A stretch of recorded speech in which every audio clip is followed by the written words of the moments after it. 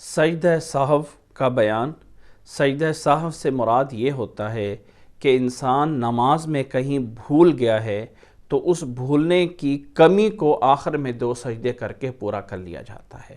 یاد رکھ لیں کہ اگر کوئی انسان پڑھنے میں بھول گیا ہے، کسی قرات کے اندر بھول گیا ہے یا کسی دعا کے پڑھنے میں آگے پیچھے بھول گیا ہے تو اس پہ کوئی سجدہ سہو نہیں ہوتا۔ ہاں اگر سورۃ فاتحہ پڑھنی بھول گیا ہے تو وہ رکعت ہی شمار نہیں ہوتی ہے، کیونکہ سورۃ فاتحہ کے بغیر نماز نہیں ہوتی ہے۔ اس کے علاوہ انسان کسی بھی دعا میں، کسی بھی ذکر میں بھول گیا ہے تو اس سے جو ہے وہ نماز میں ثواب میں کمی بیشی ہو سکتی ہے، لیکن سجدہ سہو لازم نہیں ہوگا۔ سجدہ سہو اللہ کے نبی صلی اللہ علیہ وسلم سے نماز میں کہیں کمی بیشی اس کے ادا کرنے میں ہو رہی ہوتی تو وہاں پہ لازم ہوتا ہے، اور اس کا طریقہ یہ ہے کہ جب نماز پوری کر لی جائے اور آخری تشہد میں بیٹھے ہوں، دروشی پڑھ لیا، دعائیں پڑھ لی، اب صرف سلام باقی رہ گیا ہے تو سلام سے پہلے 2 سجدے کر لیے جائیں اللہ اکبر کہہ کے۔ پہلا سجدہ، پھر اٹھ کے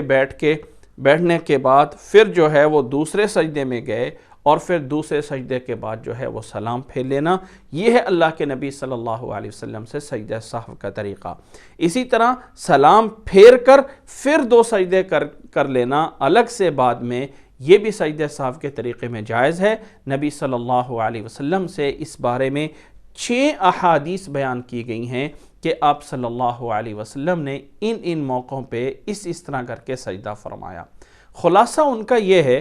کہ ایک حدیث متفق علیہ ہے جس میں یہ موجود ہے کہ درمیان والا تشہد بھول گئے تھے تو آپ صلی اللہ علیہ وسلم نے آخر میں سلام پھیرنے سے پہلے 2 سجدے کیے اور پھر جو ہے وہ سلام پھیر لیا۔ دوسری حدیث میں یہ ہے کہ جس انسان کو نماز میں شک ہو جائے کہ کتنی رکعتیں پڑھی ہیں، لیکن اس کا ایک گمان جو ہے وہ موجود ہے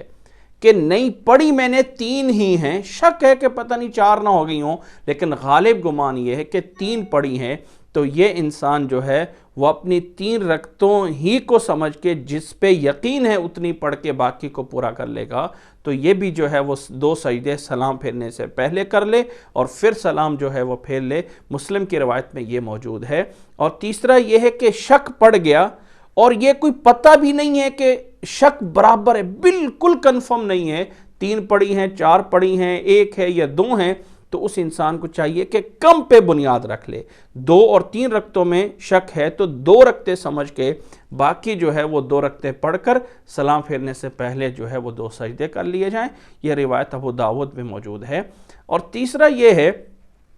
کہ اللہ کے نبی صلی اللہ علیہ وسلم نے 4 رکعتوں والی نماز میں 2 رکعتوں پہ سلام پھیر دیا تھا، بعد میں بتانے پہ آپ صلی اللہ علیہ وسلم نے باقی کی 2 رکعتیں ادا کیں اور پھر جو ہے وہ سلام پھیرا، اور سلام پھیرنے کے بعد جو ہے پھر آپ صلی اللہ علیہ وسلم نے 2 سجدے فرمائے تھے۔ یہ روایت متفق علیہ موجود ہے۔ 5ویں یہ ہے کہ آپ صلی اللہ علیہ وسلم نے 4 رکعتوں والی نماز میں 3 رکعتوں پہ سلام پھیر دیا تھا، بتانے پہ آپ نے باقی جو ہے وہ 1 رکعت ادا کی اور سلام پھیر کر پھر 2 سجدے کر لیے اور پھر آخر میں پھر سلام پھیر لیا۔ یہ مسلم کی روایت میں موجود ہے۔ اور 6 واقعہ یہ ہے کہ آپ صلی اللہ علیہ وسلم نے 4 رکعتوں والی نماز کو 5 رکعتیں پڑھ دیا تھا، پھر آپ کو یاد آ گیا تو آپ صلی اللہ علیہ وسلم نے 2 سجدے کر لیے اور پھر جو ہے وہ سلام پھیر دیا۔ یہ متفق علیہ روایت میں موجود۔ خلاصہ اس مسئلے کا یہ ہے